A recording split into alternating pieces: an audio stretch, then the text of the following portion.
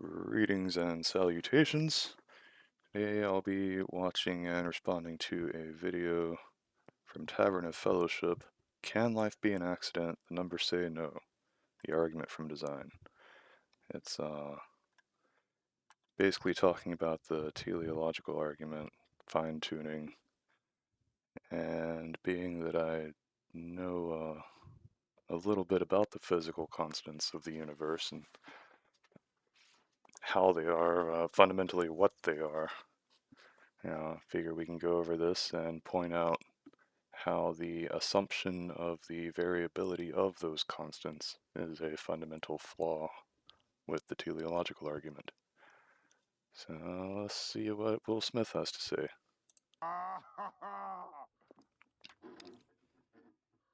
Oh, that's hot. That's hot. Hello, travelers. Welcome to the Tavern of Fellowship, where we not only seek to provide a place of wholesome entertainment and camaraderie, but also strengthen the faith of disciples around the world. I am Titus the Turtle, and today we're diving into one of the most compelling arguments for the existence of God. Alright, one of the most compelling arguments. Just wanna point out, this argument is actually a very compelling argument for people who already believe and who don't know about the physics. The thing is, I think it's about 99.6% of physicists are not theists. And that's, for a lot of them, they report that that is a causal relationship. Like, arguments like these tend to be very compelling to people that are already in the faith, that already accept the conclusion. It might be a confirmation bias kind of thing, like if you already are predisposed to accept the conclusion of the argument, then maybe you'll be less critical of the argument. Or if you don't, if there are things that you don't know, like what the physical constants actually are, like not their values, but physically what they are. Like, if you don't know that the Planck constant is a quantum of space-time, then it's not going to mean anything to you. But anywho, these kind of arguments, the teleological argument, transcendental argument, design argument, stuff like that, watchmaker fallacy, these are often very compelling to people who already accept the conclusion. Yeah, if somebody thinks this is a compelling argument, I mean, whatever an individual finds compelling, that's subjective to the individual. So I can't fault anyone for being compelled by something. I don't think beliefs are voluntary. I'm a doxastic non-voluntarist. I think you're either convinced of something or you're not convinced of something. You can be convinced of it for good reasons or bad reasons or no reason at all. It just depends on what your epistemology is. And I think that's also not voluntary. The teleological argument, also known as the argument from design. Don't worry, we will break it down into simple terms so we can all understand it. But in short, this argument basically says that the universe is so finely tuned and complex that it must have been designed by an intelligent mind. We will look at not only the words of astrophysicists, theoretical physicists, mathematicians, and biologists who are all Christian and confirm the effective persuasiveness of this argument, but Why would they only look at the words of Christian physicists and mathematicians and biologists? That's a little sus. reference videos of brilliant men explaining this far better than I could. So here's a survey of scientists in the National Academy of Sciences conducted in 1914, 1933, and 1998. Obviously, since 1998, the number of atheists compared to the number of theists, the trend has continued. Theists are now something like only 70% of the US population, I think. So here we can see or belief in a personal God. In 1998, 7% expressed that they believed in a personal God. That's belief in human immortality, like afterlife type deal, 7.9%.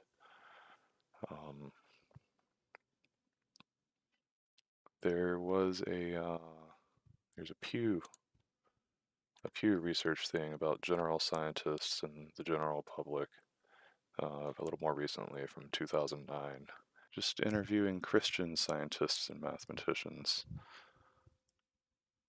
Well, here's religious belief according to a 2009 Pew Research survey. The general public has about 4% expressing that they don't believe in God or a universal spirit or higher power. Scientists in general reported 41%, 10 times the rate of the general public, not believing in either, and that was the single largest category in the scientist responses. In terms of a classical theistic God concept, that's 49, 59, 67% of scientists, so a full 2/3 of scientists in general that are not theists. That sounds a little cherry picky, doesn't it? Anyway, let's move on. We have a lot of ground to cover, so let's get into it.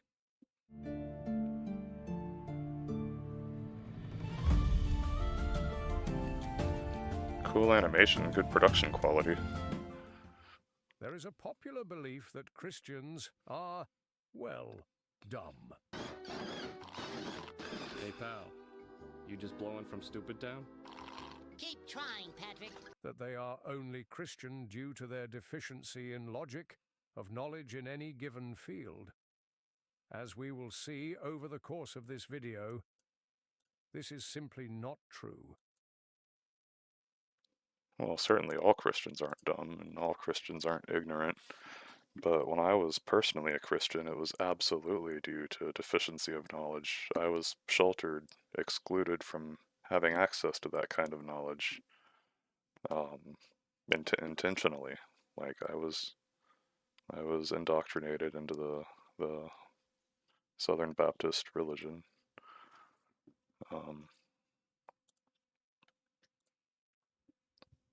Until I knew a good bit about logic, I never actually learned much about logic until I was almost an adult, like not formally.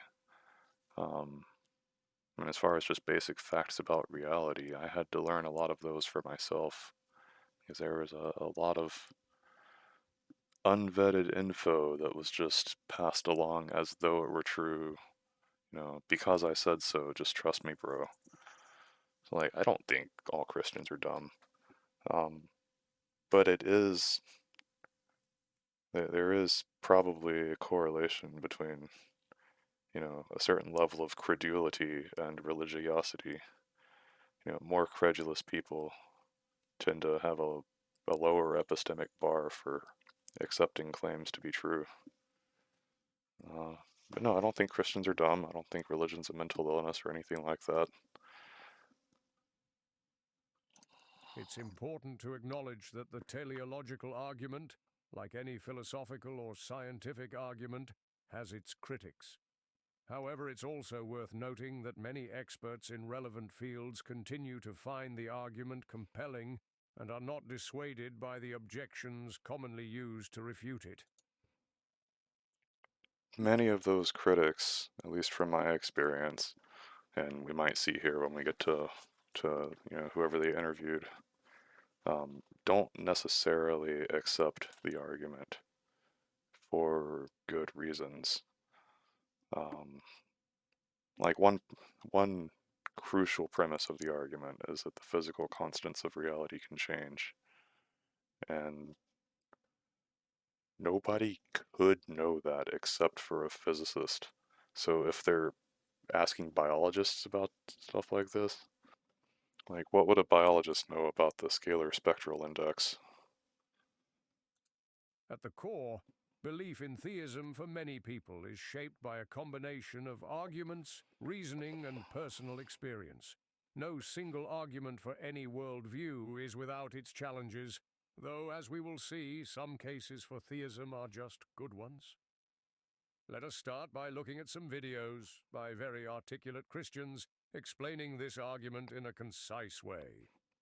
Alright, let's see if some arguments are good ones. Number 2. William Lane Craig. Okay, not poisoning the well, just... I get so tired of this guy. He's just been saying the same things for years and years and years. I've had conversations with him, and he just doesn't listen. Like, he'll straight up gaslight you and tell you that you said something that's the opposite of what you just said. God is the best explanation of the fine-tuning of the universe for intelligent life. In recent decades... So we found intelligent life on one planet. We found black holes throughout the whole universe. So just off the bat, if we're saying the universe is fine-tuned, my first question is, why do you think it's fine-tuned for life? You know, wouldn't it, since there's more black holes than life, wouldn't it be more reasonable to say it's fine-tuned for black holes? Scientists have been stunned by the discovery that the initial conditions of the Big Bang were fine-tuned for the existence of intelligent life. No, that's not how that works. What scientists are saying that the initial conditions were fine-tuned, A. B, how do they possibly know that?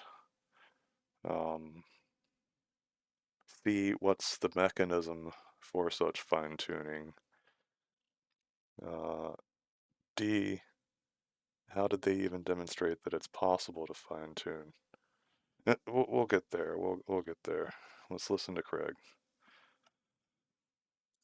With a precision and delicacy that literally defy human comprehension. Precision and delicacy. So you mean like how gravity could be different by as much as like a couple orders of magnitude and stars would still form and fusion would still happen, they would still go supernova, we'd still get all the elements. You mean how the strong force could be orders of magnitude different, or have a range of a couple orders of magnitude different, we'd still get atoms?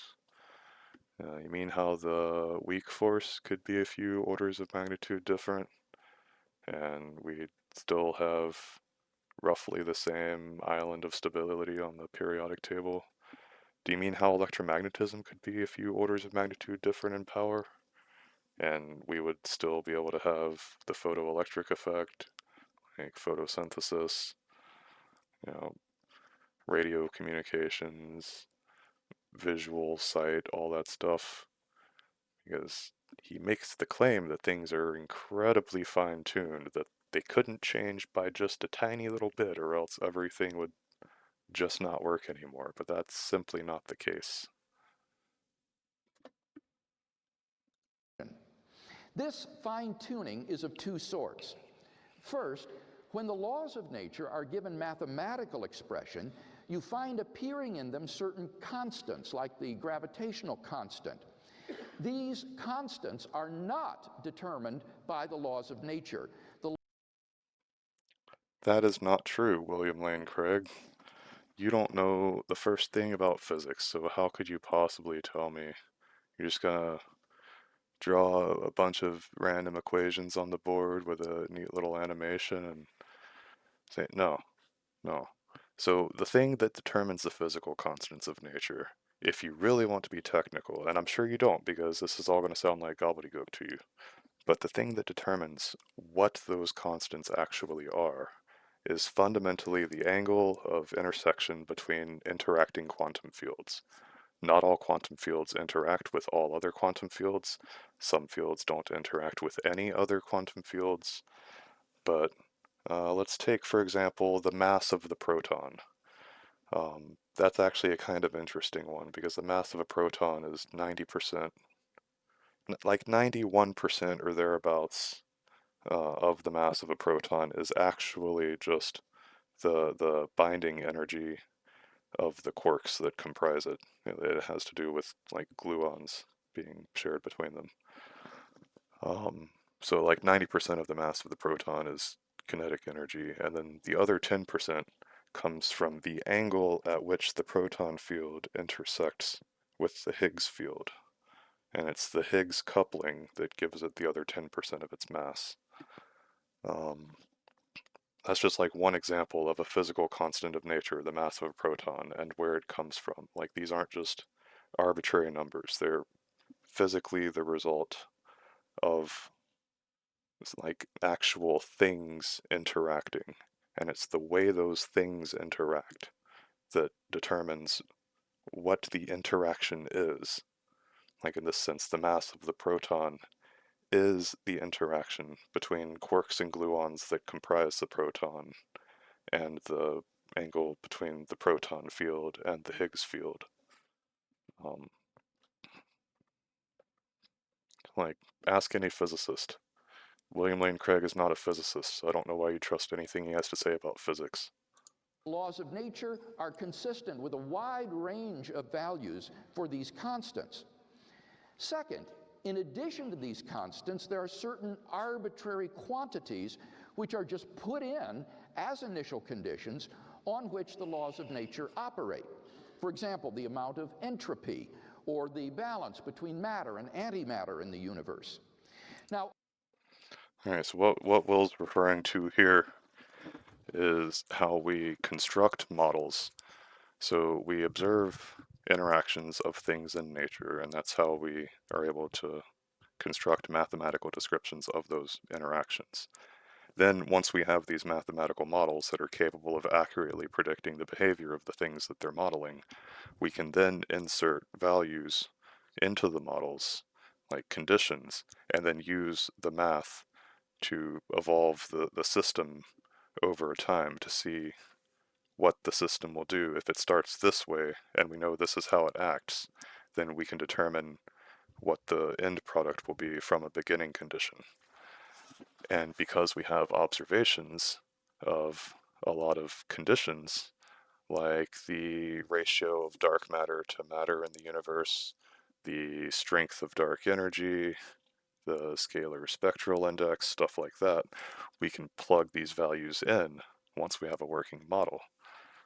So like that's what the Lambda-CDM standard model is, the main version of the standard model, like most successful standard model of particle physics that we're using today.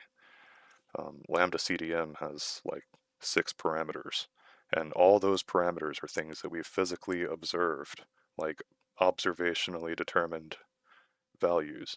And then we plug those observationally generated values into the Lambda-CDM model, which itself is constructed of accurate mathematical descriptions of how physical things interact. And then it accurately predicts how a system will behave based on whatever starting conditions you plug in. all of these constants and quantities fall into an extraordinarily narrow life-permitting range. False. False, false, false. So I've already addressed this, the actual range of these constants that would still allow chemistry as we know it in our universe is extremely wide. Every last one of them could be at least an order of magnitude different, and there would still be chemistry as we know it. There would still be life as we know it.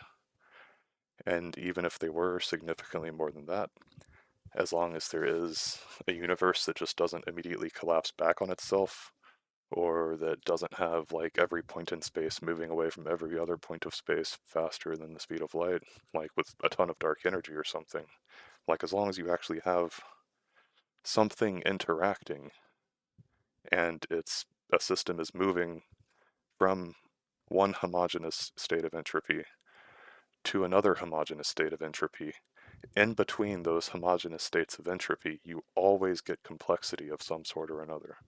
It's like pouring a cup of milk into a cup of coffee. Before you pour it in, you have 2 perfectly homogeneous liquids. And then you mix them together, And while they're mixing, you get all sorts of beautiful like swirls and whirlpools and patterns. And then once they're thoroughly mixed, you end up with a homogeneous mixture of milk and coffee. No more swirls or anything, right? It's the same thing with the universe. Like, there could conceivably be other forms of life if certain physical constraints were different. So Will here is just flat out assuming that that couldn't be the case, that we're the only kind of life that could possibly exist. And I think that's extremely presumptuous. Were these constants or quantities to be altered by even a hair's breadth, a life-permitting balance would be destroyed and So he just repeats the lie. life would not exist. For example, if the atomic weak force or the force of gravity were altered by as little as 1 part out of 10 to the 100th power, the universe would not have been life permitting. Now, there are only 3 possible What does he mean by life permitting?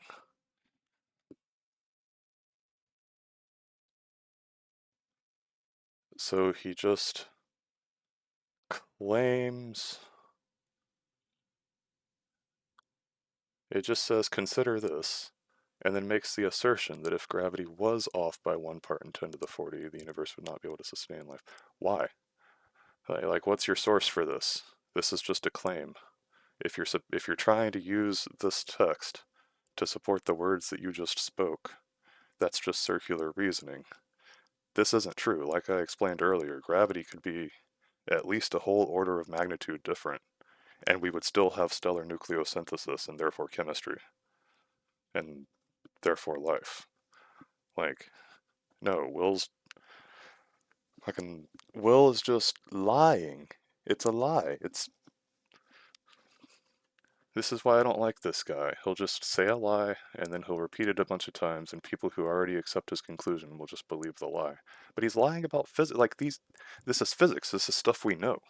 We don't have mathematical models that accurately predict things because we don't know how it works. Like, we have the mathematical models that work because we do know how it works. And you can put this into the math.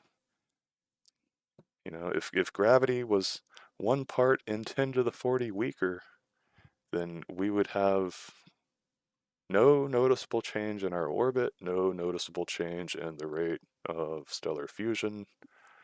I mean, it would be a minute change. Like the orbit, I don't know, 10 to the 40 is a big number. That might actually not affect our orbital radius by even an inch. It's wild. Yeah, so he claims this really emphatically and hopes you believe it, but he's not going to give you a source for it, and no physicist will, because it's simply not true. Like, if he's saying that if things were different, then things would be different, sure, that's a tautology, but if the strength of gravity was, what, 1 part in 10 to the 40th different,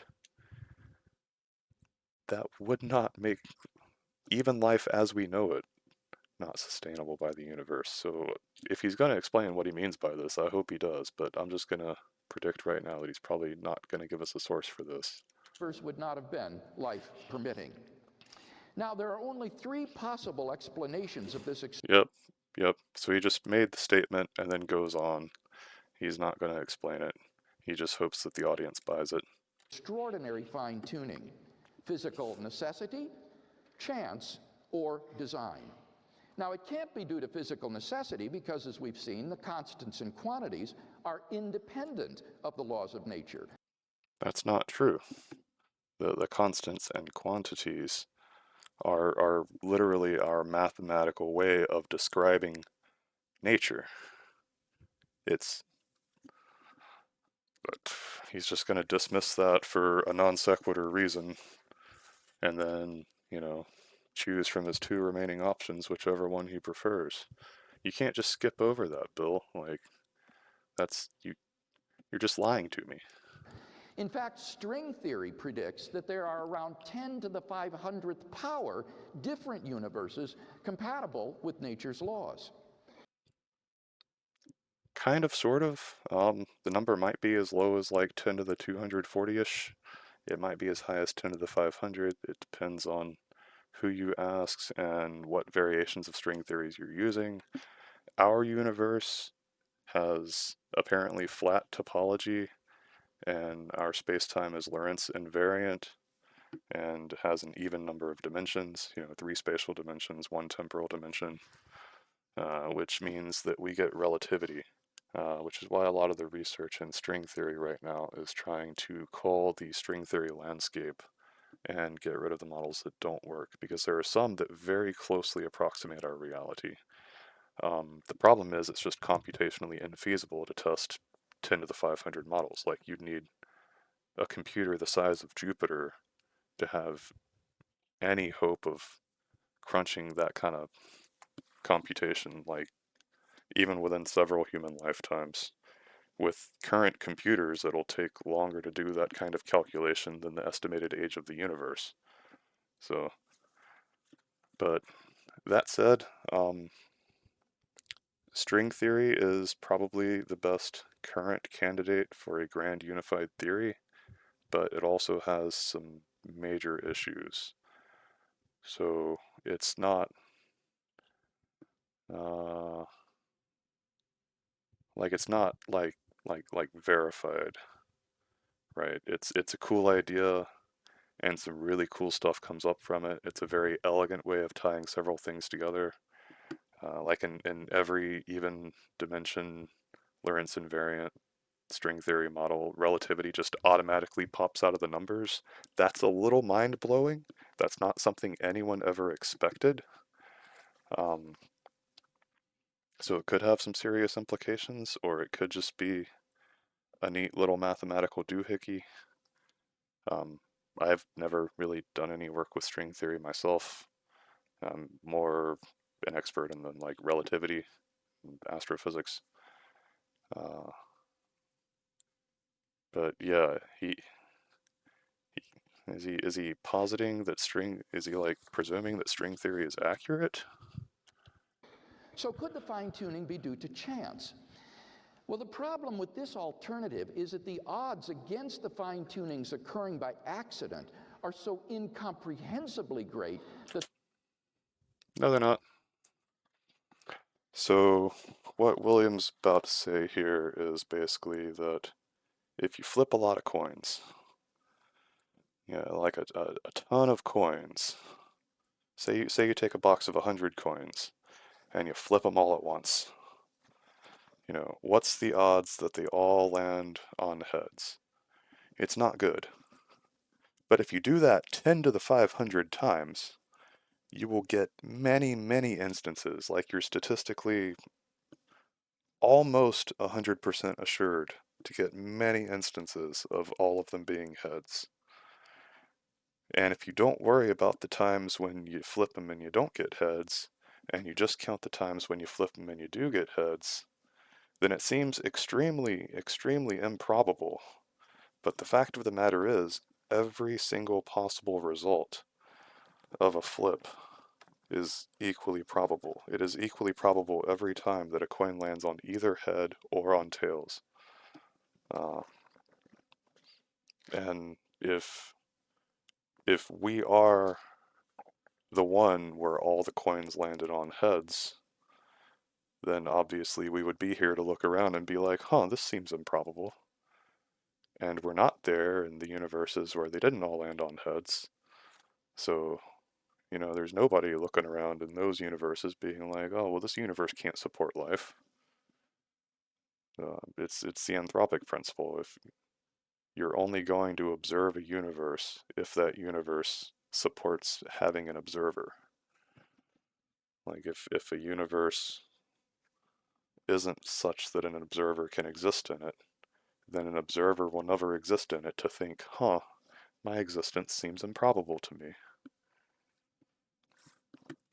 But he's probably going to ignore the Anthropic principle. Let's see where he goes with this. But they cannot be reasonably faced. The probability that all the constants and quantities would fall by chance alone into the narrow life-permitting range is vanishingly small. Yep, so that's the thing I said, where like the chance of flipping the whole box of coins and getting all of them on heads in one flip is vanishingly small. But didn't he just say something before that about 10 to the 500? That's a pretty big number. So, as I predicted, Bill is going to ignore the misses and count the hits and then conclude that if it happened, it must be extremely improbable, ignoring the number of times that could have potentially been attempted. Like, this is just a misunderstanding of statistics. We now know that life-prohibiting universes are vastly more probable than any life-permitting universe like If conditions are random, but we have zero reason to think that conditions are actually random. Generally speaking, multiverse is a non-scientific pure conjecture. Like, it's just an idea, there's no way to scientifically investigate that. More relevant, there is no positive evidence in physics that suggests that there are other universes, or that the constants can be different or could have been different. You know, there are ideas about it, there are conjecture about it, but like there's just no reason to think that. So I don't know what Bill's on about here. ours. So if the universe were the product of chance, the odds are overwhelming that the universe would be life-prohibiting.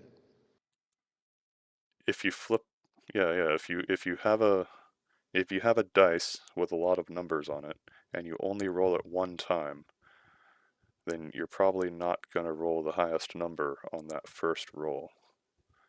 But if you roll it a bunch of times until you roll the highest number, the odds of you rolling that highest number were just the same as rolling any other number.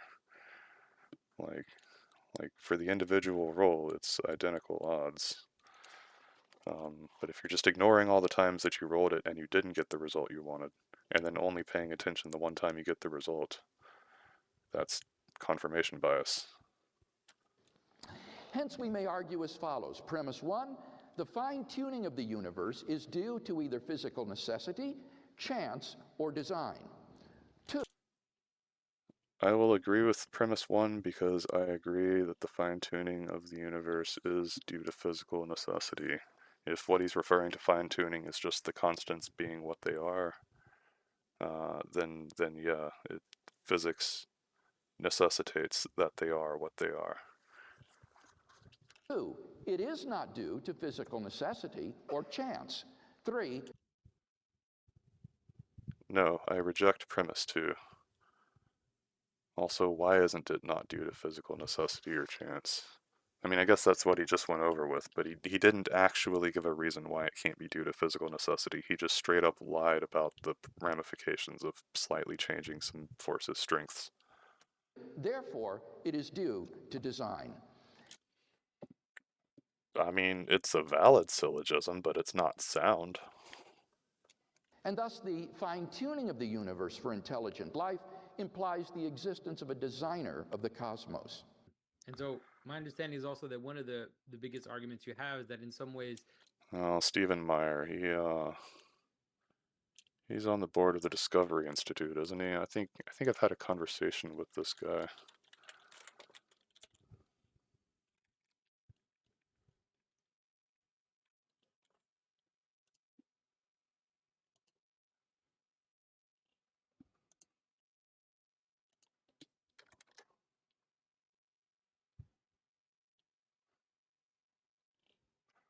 Yeah, intelligent design.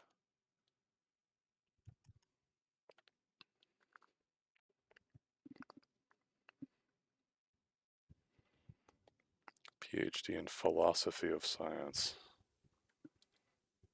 Alright, yeah, I thought that was that guy. the level of complexity that the world is actually made of was not available to Darwin at the time. He didn't understand just how many levels of complexity existed even within the cell and within DNA and the constituents of life, and every level that you add adds an exponential level of randomness or of possibility, and therefore it's just the how many levels of complexity existed even within the cell and within DNA and the constituents of life, and every level that you adds an exponential level of randomness or of possibility, and therefore it's just the possibility of like the capacity for something to be simply the things bumping into each other over millions of years is just mathematically impossible. Well, yeah, there's a lot, you've said a lot there that's all very relevant. If we move from our definition of the theory of intelligent design, that intelligent design affirms that there are certain features of life and the universe that are best explained by a designing mind or intelligence rather than undirected processes. That leads naturally to the question, well, what kinds of features are you talking about? And in the realm of physics, one of those features is something that many physicists talk about today, and that is the evidence that the universe was in some way fine-tuned to allow for the possibility of life. We have the basic parameters of physics, the laws of physics, the constants of physics, the initial conditions of the universe. All of these things have been discovered to fall within very narrow ranges or tolerances. Nope, nope, nope. Just repeating the lie again. This is the lie that they repeat. Ask any physicist. They are not very narrow ranges. They are literally orders of magnitude. They could be different by orders of magnitude. We would still have chemistry as we know it. Like, this is just a lie. And he's not going to back that up with anything either. He's just going to say, physicists say. Outside of which, life and even basic chemistry would be impossible. And so there's this high degree of fine-tuning, this incredibly improbable degree of fine-tuning that has led many physicists, even physicists like Sir Fred Hoyle, who was a very prominent scientific atheist early in his career, to reverse field. Hoyle Many physicists. Yeah, we just went over that, didn't we? Many physicists. Yeah, I don't think so, bud. That's not what the actual numbers say. If you want to make an argument ad populum, I mean, I think just about every argument for creationism includes some logical fallacy. Particularly from the guys at the Discovery Institute, that's literally what they're paid to do. You were found, Mr. Meyer, Dr. Meyer, if you will, although it's a doctorate in philosophy of science, so I have some feelings about philosophy. But you were found by a Bush-appointed Christian federal judge, a Republican Bush-appointed Christian federal judge, to be masquerading as science when in fact intelligent design is just pseudoscience rebranded creationism. Like, you were found in court to not be scientific. So why then are you lying to us that this is what the science indicates? discovered some of these fine-tuning parameters and then later realized there must be a fine-tuner behind the fine-tuning. And he was quoted as saying that a common sense interpretation of the data suggests that a super intellect has monkeyed with physics to make life. Yes, a common sense interpretation. Well, there's your problem. Common sense didn't get us quantum mechanics, my friend. Possible. So that's one of those classes of evidence, the evidence of fine-tuning that we find in physics and cosmology. But within the biological realm, you're right, the discovery of the extraordinary complexity of even what we used to think of as the simple cell has led more and more biologists. No cell that exists today, 4 billion years after our last common universal ancestor, is in any way simple. Like, you don't evolve for 4 billion years and not end up with a ton of complexity. That's just a bad premise. Like, of course it's complex. That doesn't mean it was designed. Actually, isn't simplicity the hallmark of something that's designed? Nothing about biology is simple. So why would you think anything about it's designed?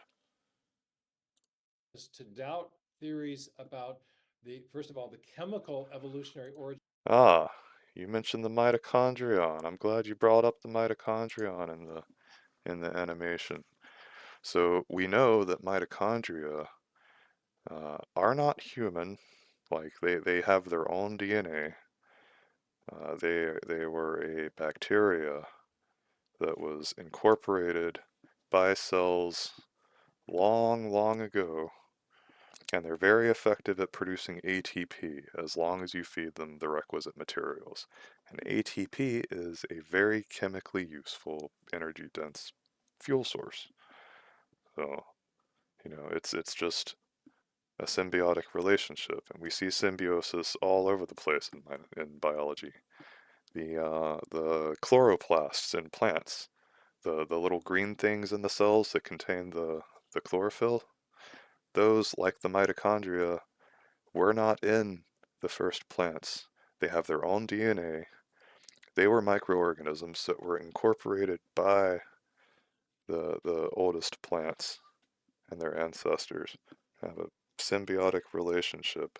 They contain chlorophyll, use sunlight to photosynthesize ATP, and then the plant cell protects them and uses the ATP that they produce. Of life, the idea that you could have a series of chemical reactions over a long period of time and move from chemicals in some sort of prebiotic soup to the first living cell. And it has also led many scientists to doubt the full-on biological evolutionary theory, the Darwinian part of the story, that you can get from the first cell to all the new forms of life, again through an undirected. So it's funny he says this, that many biological scientists doubt Darwinian evolution. So there's a story behind this. The Discovery Institute, once upon a time, put out a questionnaire. They like mailed a questionnaire to a bunch of scientists, and a bunch of scientists, not knowing what the Discovery Institute was, thinking this was just a good faith questionnaire. When they see the question, are you skeptical of such and such? Well, a good scientist is going to always be skeptical of everything. And all that means is that any of your conclusions are tentative, that if data comes out that indicates that your prior conclusion was wrong, that you change that conclusion to fit the data better. So a bunch of scientists, being honest scientists that are convinced of biological evolution, but I mean, you're never 100% convinced of something, right? It's like 99 point whatever confidence, but that could change. So being honest, they said, yes, we're skeptical of this on the questionnaire, because it was just like a yes or no binary thing, right? And so then the Discovery Institute, you know, collates all this data together and is like, oh, look at all these scientists that say they're skeptical of evolution. Like it was a whole thing. A bunch of scientists came out and were like really, really pissed and made public statements like, they're putting words in my mouth. I didn't realize that this is what they were gonna do with that. Like, when I said I'm skeptical, this is what that means, not what they said. It was a whole thing. And like even though there was a huge public dumpster fire from it, like they still perpetuate this myth. But let us see. Let us see.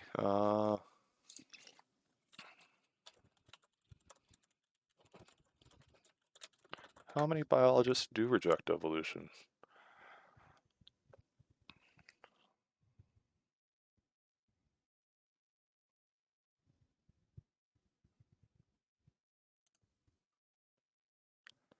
According to 2019 Pew Research Center study, 98% of scientists associated with the American Association for the Advancement of Science believe that humans have evolved over time.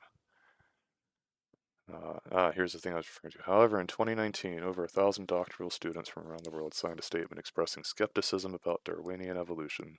The statement questioned the ability of natural selection and random mutation to explain the complexity of life, because there's a lot more to it than just natural selection and random mutation. like a lot more to it. That doesn't even talk about like genetic drift, epigenetics, any of that stuff. Many of the signatories were professors or researchers at major universities and research institutions.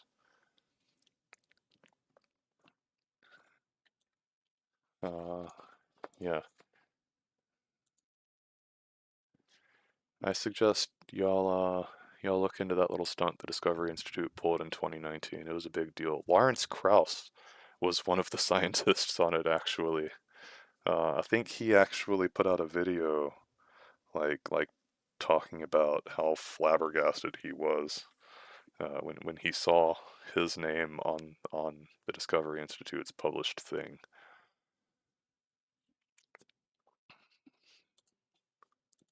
Unguided process such as natural selection acting on random variation. Hmm. So what? An unguided process, that's just the thing. It is a process. It's not random. Like the mutations are random, but the selection is non-random. Types of complexity are we seeing inside life? The most extraordinary discoveries started in the 1950s and 60s, and these were the discoveries of the information-bearing properties of the large, what are called biomacromolecules, things like DNA, RNA, and proteins. Watson and Crick elucidate the structure of DNA in 1953. It's a pretty big discovery, very big breakthrough. But in 1958, Francis Crick, working on his own, it's interesting, he'd been a code breaker in World War II. He's working on his own, and he realizes that along the spine of the DNA molecule, on the interior of that famed double helix, there are a series of chemical subunits. And he realizes that those chemical subunits, they're called bases or nucleotide bases, are functioning like alphabetic characters in a written language, or like digital characters, like the zeros and ones in a section of machine code. And he's making these discoveries about the same time that you're having the information revolution taking place in engineering and math and physics.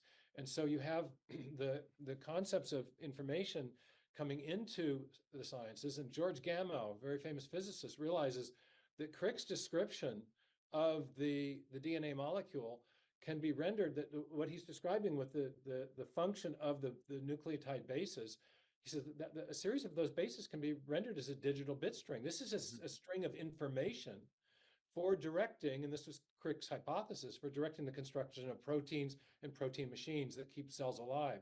So by the mid-1960s, when this sequence hypothesis of Francis Crick is confirmed, biology enters an information age, and people realize that inside the cell, we don't just have chemical reactions going on. It's not just metabolism even. Mm-hmm. It's an information storage, transmission, and processing system. Yeah. And in fact, there's two different processing systems inside the cell, one for replicating DNA and one for using the information in DNA to direct the construction of proteins. Are they about to call it a code? I bet they're about to call it a code. You know, with a sloppy definition of information, this is all well and good. That doesn't mean it's designed or anything. They're just saying the thing is what the thing is. Like, yeah, DNA is a string of genes, and the genes produce RNA that produces proteins. But I bet they're going to call it a code, and then I'll have to talk about information theory. The sophistication of the informational system that's at work inside even the simplest cell, even one-celled bacteria, have information processing and storage capacity of the type I'm describing.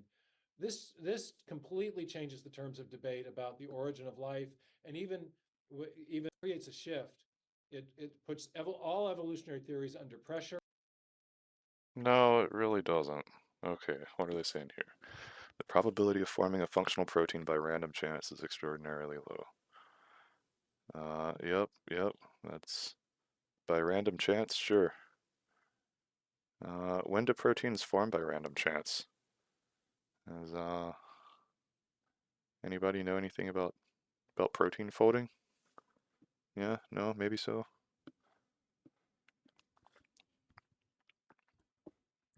But yeah, that's the thing.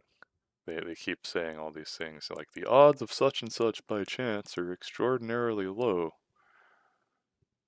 Firstly, they don't tell us anything about how they calculated that. But I'll grant that if you're talking about a specific protein, from just a random set of all atoms in the universe forming in a specific place, that number seems about right. If it's just randomly, but that's the thing, proteins don't typically form randomly. Like, very, very, very few complex things form entirely randomly. There's a concept of emergence. Proteins are an emergent thing in chemistry. I would say that both chemical and biological evolutionary theory have reached a state of impasse because they cannot explain the origin of information. That's not true.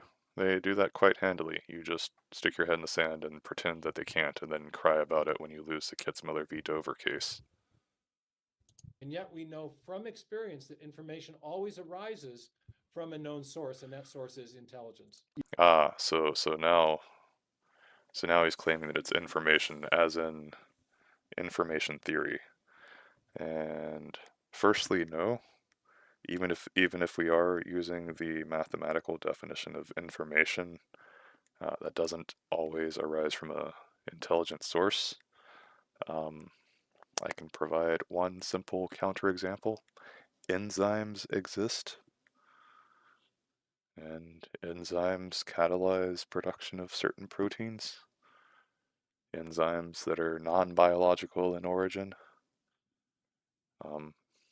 Just scoop you up some water, man. Check out some of the chemicals in it. Yeah.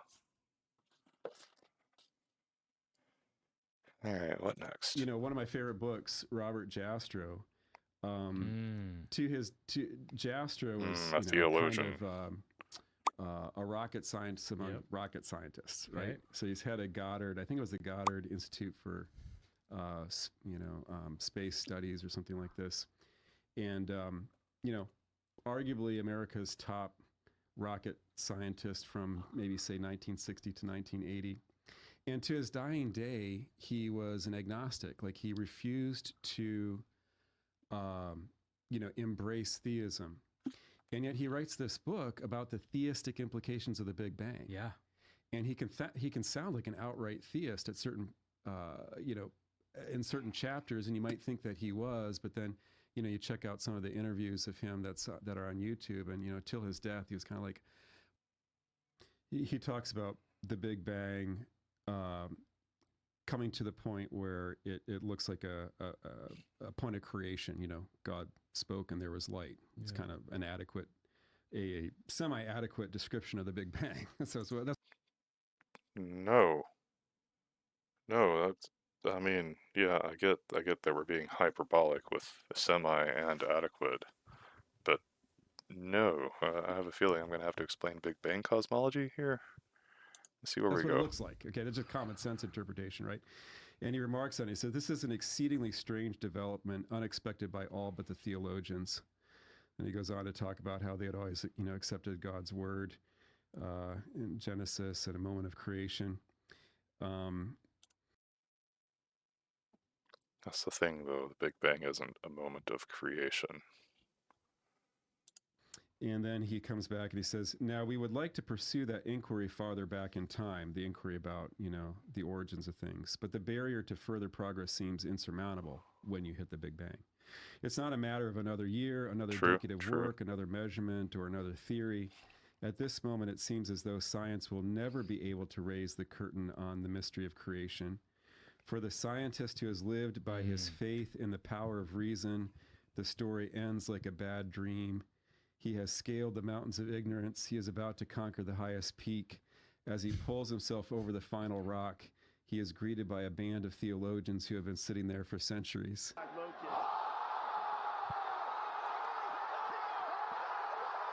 That in order to get... Oh, they're just... That's where that ends? They're just skipping the but and everything that follows after that? Yeah, that's okay. Get a universe like ours in which an entropy law Oh, holds. Linux. That is, in which disorder increases so that even your Aston Martin will rust.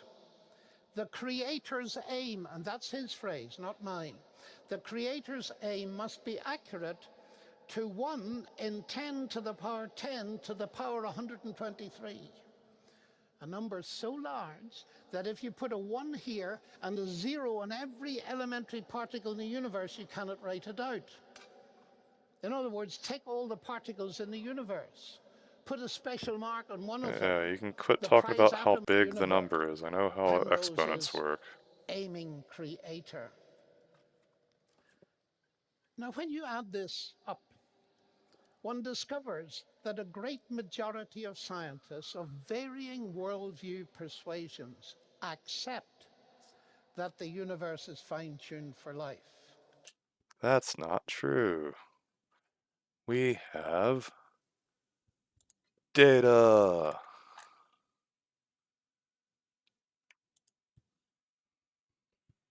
Although they're probably playing a little sloppy with fine-tuned for life. They're not saying fine-tuned for what. By fine-tuned for life, I suspect he means that the universe can support life. And yeah, obviously the universe can support life, it does. For instance, Alan Sandage, George Ellis, Don Page, Frank Tipler, and John Polkinghorne are theists. Stephen Weinberg, Roger Penrose, Martin Rees, Stephen Hawking are atheists. The fact is that virtually no one makes a serious challenge to the basic proposition that the universe is improbably fine-tuned for life. So how is this fine-tuning to be explained? If when he says improbably fine-tuned for life, he means that life as we know it could still exist if all the fundamental forces were changed by over an order of magnitude, potentially several orders of magnitude, but that it's logically possible that they could be anything, and so any finite range compared to any infinite range is infinitesimally small, then sure, I would agree with that. But we don't actually have a reason to think that the constants could be other than what they are. Like, not a good empirical reason. Now, one obvious candidate is that there is a creator God who is the fine-tuner.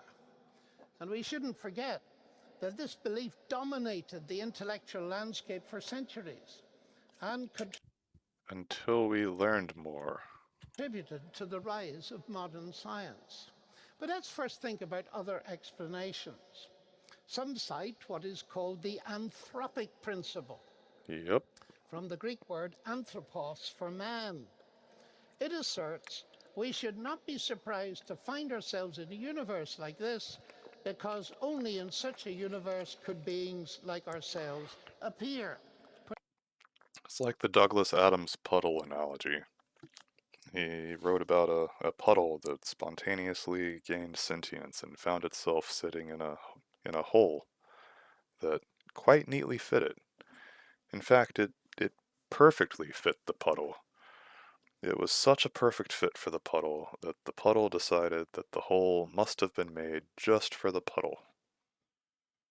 And while he was busy thinking about how special he was, the puddle was caught quite by surprise when he evaporated.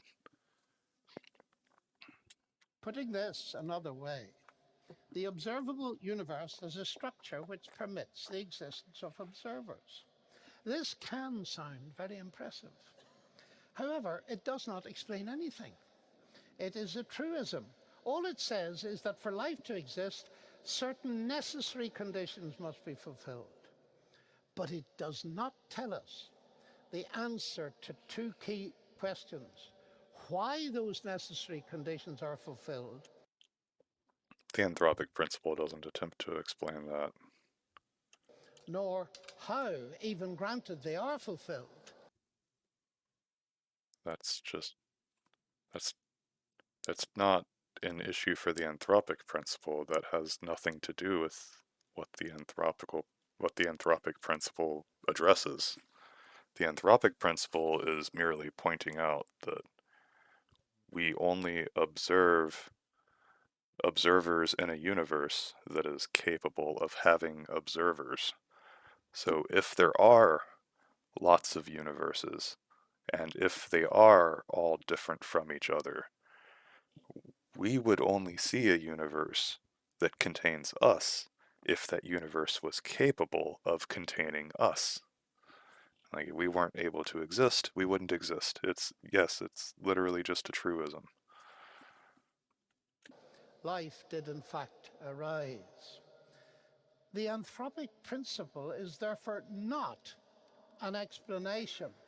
Rather, it points to what needs explaining. Exactly. The anthropic principle isn't an explanation for anything. It's just a problem for the teleological argument. Why is the universe suitable for life, and how did it come to be so? That sounds like asking the question backwards. If life is a product of the universe, then what we should actually investigate is, how did life arise? Why did life come to be as it is? And for that we have physics and chemistry and biology, and so don't mislead these people. Is this a church that Linux is? Yeah. Don't mislead these people, dude. This is something that Richard Dawkins appears not to have grasped in his book, The God Delusion.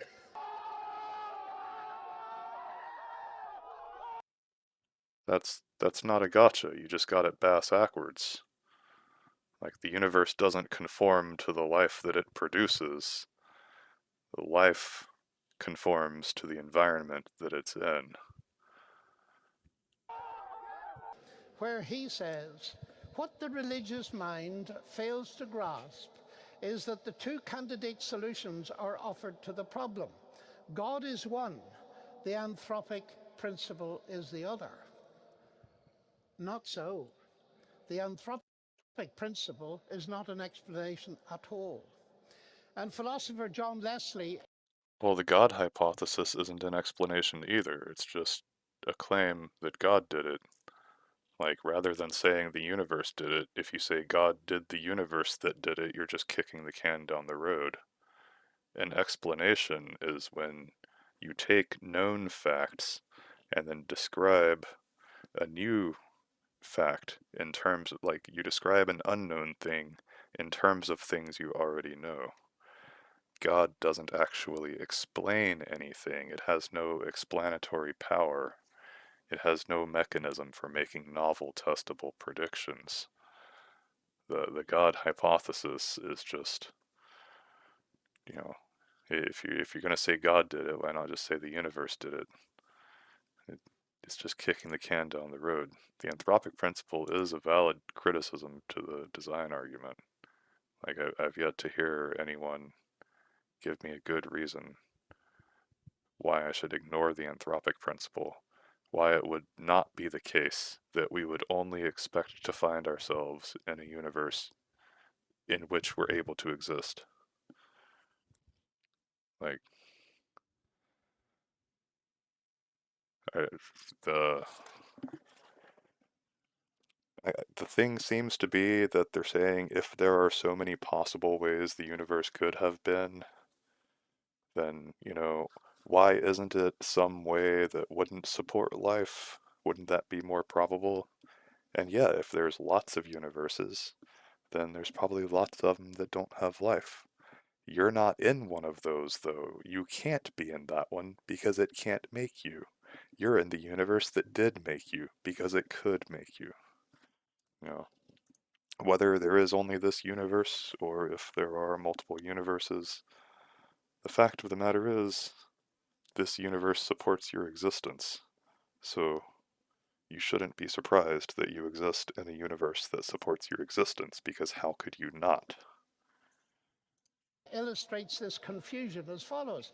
He says that using the anthropic principle against design sounds like arguing that if you faced a firing squad with 50 guns trained on you, You should not be surprised to find that you were alive after they had fired. After all, that's the only outcome you could possibly have observed. If one bullet had hit you, you'd be dead. Really? That sounds kind of silly. Wouldn't you notice getting shot by a bunch of bullets? I mean, I haven't seen a ton of people get shot, but every last one of them noticed they got shot. Might you not feel that there's something which very much needs explaining? Namely, why did they all miss? Ah, well, there are actually some weird cases of this. There was I wish I could remember the dude's name right now.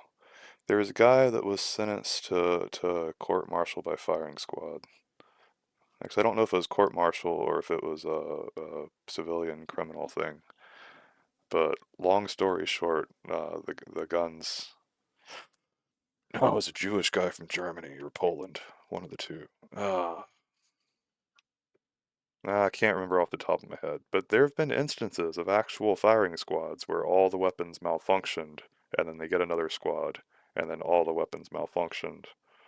And I think the commandant or whoever that was in charge of it was superstitious and just decided, okay, I'm not supposed to kill this guy, and like cut the guy that was supposed to be executed loose.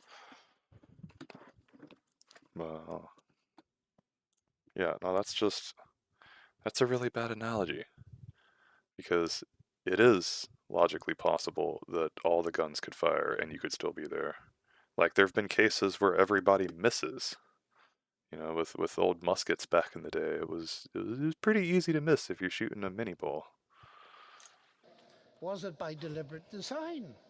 For you see, there is no inconsistency in not being surprised that you do not observe that you are dead, and being surprised to observe that you're still alive. No, the surprise there is that the event was the one of, like... So the difference between this analogy he's making and talking about, like, universes or like multiple universes pertaining to the anthropic principle is if you're facing a firing squad and they all pull the trigger, and that is one instance where 50 improbable things have to happen, or maybe 49 if one of them is firing a blank, right? So if there's only one event and only one opportunity for the event and the outcome is extremely improbable, then yeah, that's improbable. That should be surprising. Obviously not impossible, but certainly improbable. However, if you zoom out, you look around at all the firing squads that have ever shot somebody or attempted to shoot somebody, most of the time the bullets end up doing what they're intended to do.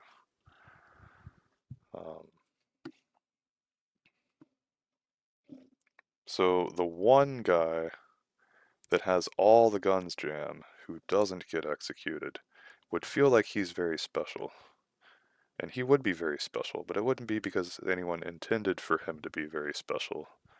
It's just... There is a chance of that happening, so if that happens, it's not magic. Stephen Hawking, also an atheist who was ahead of me in Cambridge and light years ahead of me in his mathematical ability, proposed another kind of solution in his book, The Grand Design, co-authored with Leonard Mlodinow. Our universe, he says, and its laws appear to have a design that is both tailor-made to support us, and, if we are to exist, leaves little room for alteration. That is not easily explained, and raises the natural question of why it is that way. The discovery relatively recently of the extreme fine-tuning of so many of the laws of nature could lead at least some of us back to the old idea that this grand design is the work of some grand designer. That is not the answer of modern science. Our universe seems to be one of many, each with different laws. Please notice the reference to the old idea. as if an idea is false just because it is old. C.S. Lewis, in a wonderful turn of phrase, called this chronological snobbery. Hawking says that believing in a grand designer is not the answer of modern science.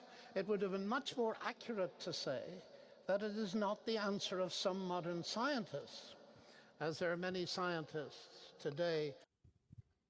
No, it is not the answer of modern science. Science is a methodology, and when you apply the methodology, the data it produces does not indicate a designer.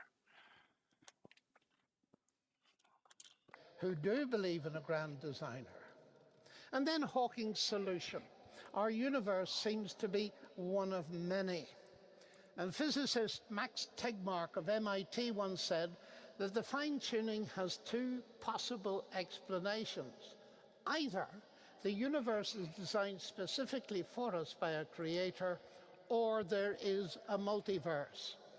That is, there are many universes. But that's a false dichotomy. Just to explain briefly, one way of seeking to account for the remarkable improbability of a universe being fit for life is to say we are only one of a large number, or infinite number, whatever that means, of universes. We just happen to live in the one with life. Now, we cannot see the other universes or visit them, but they must exist. Why? Because, in the view of some, that is the only way our universe can be as it is if it is not the product of a creator. Physicist John Polkinghorne, who taught me quantum mechanics at Cambridge, says there is no purely scientific reason to believe in a multiverse. That's correct. There is no purely scientific reason to believe in a multiverse. Multiverse is a conjecture, and as a conjecture, it fits pretty well as a solution to a lot of problems, mostly philosophical problems. But there is no scientific reason to believe in a multiverse. Other worlds are not accessible to us. A possible and just as intellectually respectable explanation is that the universe is as it is because it is the will of a creator that it should be so. Cosmologist Edward Harrison says that he belongs to a group of scientists who do not subscribe to a conventional religion, but nevertheless deny that the universe is the purposeless accident. He is so impressed with fine-tuning that he writes, "Here is the cosmological proof of the existence of God. The design argument of Paley updated and refurbished. The fine-tuning of the universe provides prima facie evidence of deistic design. Take your choice. Blind chance that requires multitudes of universes, or design that requires only one." Or the third option, because that's a false dichotomy, or that the universe is the way it is because that's the only way it is, and that we, as products of the universe, are as we are because of how the universe is. Oh, they like these false dichotomies, but it's never... I should always remember to never use absolutes. It's almost never that simple. Many scientists, he adds, when they admit their views incline towards the teleological or design argument. I have found that some atheist thinkers sense the force of this argument.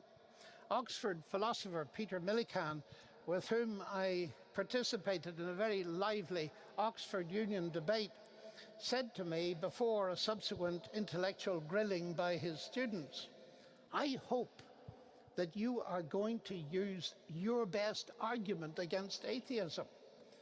Well, I said, "Peter, can you tell me what it is and I'll use it?" He said, "If ever I was to become a believer in God, it would be because of the fine-tuning argument." Personally, I'm convinced that Penzias is right. Fine-tuning points towards the existence of a supernatural fine-tuner. No. If there is fine-tuning, you haven't been able to actually demonstrate that there is any sort of tuning going on, though. So the fine-tuning is just an assumption. without fine-tuning, it's perfectly plausible that we exist as we do because the universe is as it is, so it must have been the case. Laws of physics.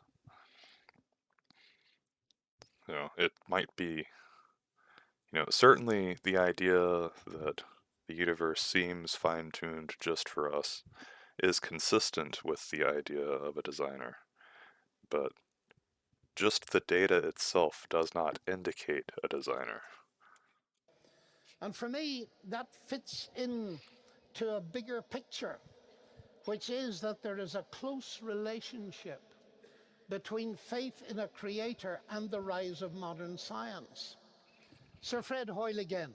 Once we see, however, that the probability of life originating at random is so utterly minuscule as to make it absurd, it becomes sensible to think that the favorable properties of physics on which life depends are in every respect deliberate. It is therefore almost inevitable that our own measure of intelligence must reflect higher intelligences, even to the limit of God. I feel a kinship with the great pioneers of modern science, Galileo, Newton, Kepler, and so on, of whom C.S. Lewis said, men became scientific because they expected law in nature. And they expected law in nature because they believed in a lawgiver. The discovery of the rational laws on which the universe operates confirmed their faith in an intelligent creator. Putting that He just described confirmation bias. another way, far from hindering their science, their conviction that there was a creator was the motor that drove it. And Arno Penzias again reminds us that the notion that there is a teleological dimension goes back millennia. He says the best data we have concerning the Big Bang are exactly what I would have predicted had I nothing to go on but the 5 books of Moses, the Psalms, and the Bible as a whole. Really, he would have predicted the Big Bang if he had the Tanakh and the Psalms. No, I don't think that's how that works. Because people had the Tanakh and the Psalms for a long time. But the Big Bang wasn't predicted until Hubble detected the redshift of galaxies. And we didn't actually detect the cosmic microwave background until decades later. I don't know, sounds a little sus. Indeed, the first of those books, the book of Genesis, has a unique take on fine-tuning. When it describes God creating the world, not all at once. Which one, Genesis 1 or Genesis 2? There's 2 creation stories in Genesis. They have a different order of operations, they have things made out of different things. But in a sequence of speech acts, and God said, that culminating with the making of humans in his own image. After break? Oh, well, there was no "and God said" when he made the clay golem and then, physically breathed into its nostrils to make Adam. So I guess he's talking about, I think it was Genesis 1 where he said, one of the stories, if you read the Hebrew, Genesis 1 and Genesis 2, one of the stories refers to Adam, mankind, and one of them uses the proper noun Adam, referring to Adam specifically, because Adam just means mankind. But if you'll read the Hebrew, Genesis 1 and Genesis 2, you'll see that one's a proper noun and one isn't. Breaking down the argument, let us now turn to this ridiculous notion that science and faith are enemies, or that Christians are ignorant by merit of being Christian. Well, science and faith are enemies. Faith is definitionally believing that something is true despite a lack of evidence for it. Science is the methodology by which we acquire evidence in order to reach conclusions about what's true. Faith is literally antithetical to science. If you mean faith in the sense of like having confidence in something in lieu of evidence. If you mean faith as religion, then sure, religion adapts to conform to science all the time. Like Christianity now is not what it was 500 years ago, and that wasn't what it was 1,000 years ago, and that wasn't what it was 1,500 years ago. Like as we learn things, the theist has either the option of accepting the new information and incorporating it into their internal model of reality, or rejecting the information. And that's how we get things like flat earthers. Let's take just a peek into the world of science and what leading minds had to say and show that being a disciple of Christ is harmonious with science. Fred Hoyle, astrophysicist, once said, "The chance that higher life forms might have emerged in this way is comparable with the chance that a tornado sweeping through a junkyard might assemble a Boeing 747. And Fred Hoyle knew nothing whatsoever about systems chemistry, so I don't know why you would quote a physicist talking about biology. Yeah. That would be like quoting a biologist talking about physics.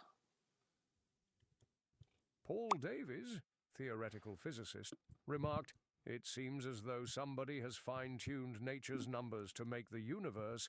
The impression of design is overwhelming." John Polkinghorne. It does A seem as though. prominent theoretical physicist and theologian, Polkinghorne worked on particle physics before becoming an Anglican priest. Known for his work in quantum mechanics and as a founding figure in the dialogue between science and religion, he wrote extensively on the compatibility of science and faith. George Ellis, a South African cosmologist and theoretical physicist who co-authored The Large-Scale Structure of Space-Time with Stephen Hawking. Ellis is a Quaker and has written on the philosophical implications of cosmology, including the role of ethics and values in science. Gerald B. Cleaver, a theoretical physicist specializing in string theory and the early universe, Cleaver is a professor at Baylor University, a Christian institution. He integrates his research with his faith, exploring questions at the intersection of science and religion. William D. Phillips. Although more widely known as an experimental physicist, Phillips's work in atomic physics and quantum mechanics aligns with the interests of theoretical physics. A Nobel Prize-winning physicist and member of the United Methodist Church, Phillips has spoken publicly about his Christian faith and how it complements his scientific work. And now a rapid-fire look at a few more. Charles Townes, a Nobel Prize-winning physicist and member of the United Church of Christ. Dr. Russell Cowburn, a professor of experimental physics at Cambridge and expert in nanotechnology. Dr. Dean Daniel Hastings, an American physicist and head of the Department of Aeronautics and Astronautics at MIT. Professor Vera Kistiakowski, an experimental nuclear physicist at MIT and Mount Holyoke College, who believes her Christianity complements her understanding of an unknowable divine order. Professor Sir Neville Mott, a Nobel Prize-winning physicist at Cambridge University, who advocated for seeking God's guidance in understanding the universe. I could do this all day.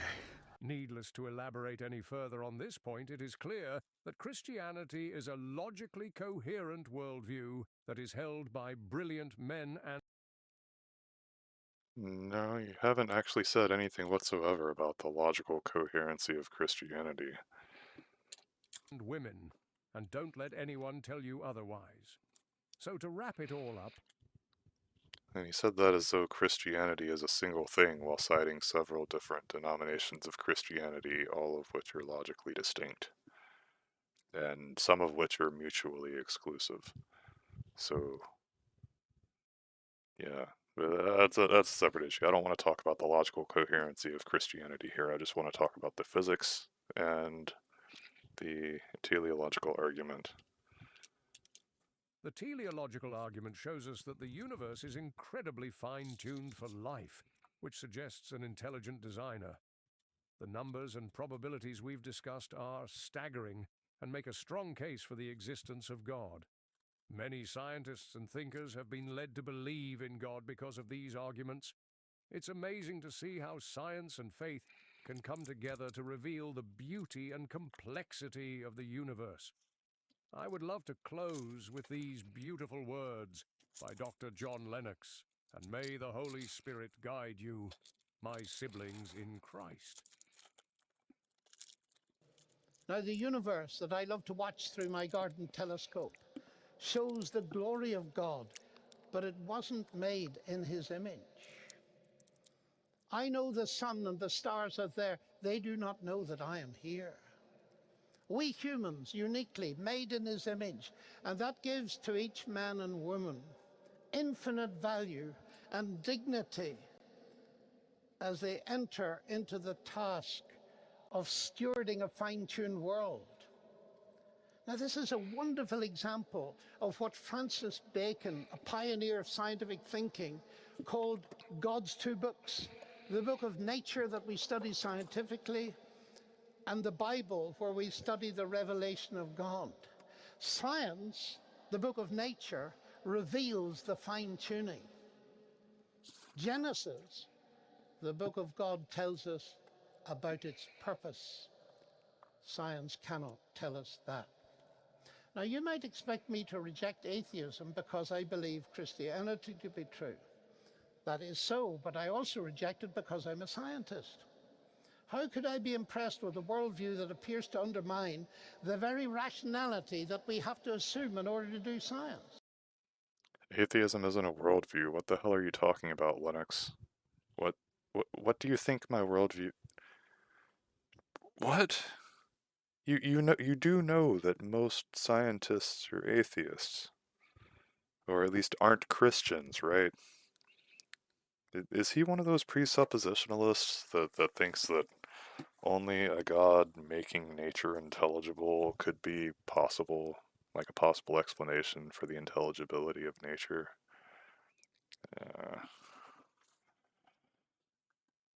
Like, bro, I'm not a Christian. I don't need your God to accept uniformity. I inductively accept uniformity of nature because I see it. I observe it. There have been 0 instances that I have observed where nature has not acted uniformly.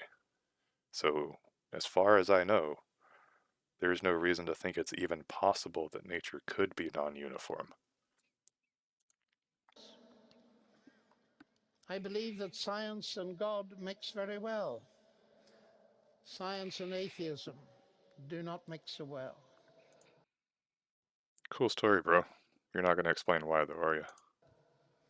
If the creation and things in science are pointers for me towards God, then it raises the even greater question, and that is there communication from the God in whose image I have made? And so early on I discovered that at a point in history, the Word who is God became human to bring good news to us humans. You see, ladies and gentlemen, it is one thing to believe, and an important thing to believe, that there is a God behind the universe, in my view. It is another thing to get to know him. But that's a story for another time. Thank you very much.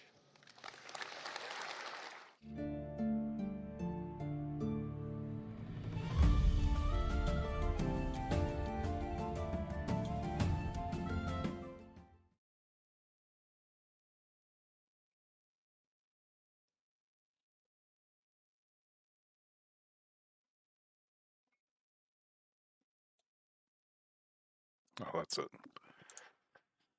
Alright, so in summary, the teleological argument makes a lot of assumptions about physics that just aren't true, like that if any of the constants were changed by even a tiny, tiny amount, then life wouldn't be possible. Like, obviously, if things were different, things would be different. But the things you need for life, like metabolism, replication, there's all sorts of ways you could get that. Like, just the periodic table that we have, just the carbon-based organisms that we find on Earth. There are conceivably other ones that could work just in our system of chemistry. And if the physics was a little bit different, then the chemistry could be a little bit different. There's just so many assumptions that even if the teleological argument is valid, the premises are just flat out unsound. So for anybody interested on archive.org, the physics paper preprint server, it also keeps papers after they're printed. Here's a resource you can look up if you're wondering what I was talking about when I was referring to geometry. It's archive.org/pdf/2307.14301. A primer on Higgs effective field theory with geometry.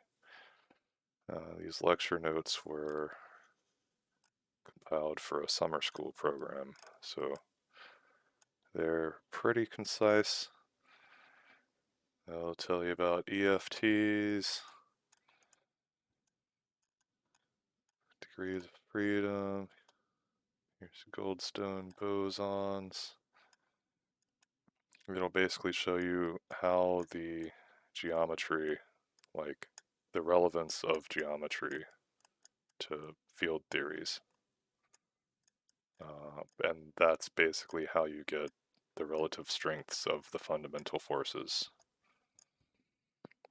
So yeah, thanks for hanging out. Thanks for hearing what I have to say. I know I'm a little bit spazzy and a little bit wordy, so if you have any specific questions about anything, any specific criticisms, by all means, let me know in the comments. At me, I'll reply to everything as long as you're not like, being a rude troll or something. If you're being a polite troll, I'll probably reply to you. But if you're being a rude troll, I definitely won't. Yeah, hope that clears up a little bit about the teleological argument, how there are certain assumptions that indeed are just assumptions. And if you build an argument and a conclusion off of assumed premises, then you can't trust that conclusion.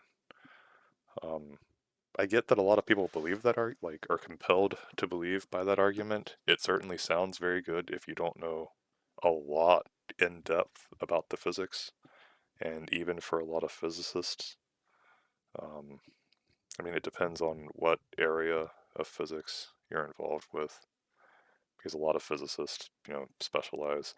As far as the theoretical physicists, what I went to school for, very, very, very few theoretical physicists are theists. They're probably the smallest category among scientists. Mathematicians, like Linux, as it turns out, are actually the biggest group, like 14% of them being Christians, or maybe it was just 14% being theists, something like that. But theoretical physicists, if you're going to talk about physicists and teleology, you should talk to the theoretical physicists, because they're the ones that actually crunch the numbers. They're the ones that would actually be able to tell you if these things could be different. Because the experimentalists, all the experimentalists can say is, well, we've never observed any of the constants not being exactly what they are. So inductively, an experimentalist would say no. But people believe things for whatever reasons they believe them for. There are different reasons to believe things. There are good reasons and there's bad reasons. And oftentimes we don't know when we believe something for a bad reason, because it feels just like believing something for a good reason until we find out. So, if anything I've said is something that I believe for a bad reason, by all means, please point it out. I would love to know. I think the teleological argument is a flawed argument with an assumed premise, and therefore the conclusion can't be trusted because the premise it relies on either can't be shown to be true or, in some cases, can be shown to not be true. So that's my take. Let me know what you think. I appreciate your time. Chime in the comments. Let me know. I'll reply to everything. And I hope you guys, whoever happens to be watching this, I hope you have a fantastic day. Till next time. Bye bye, y'all.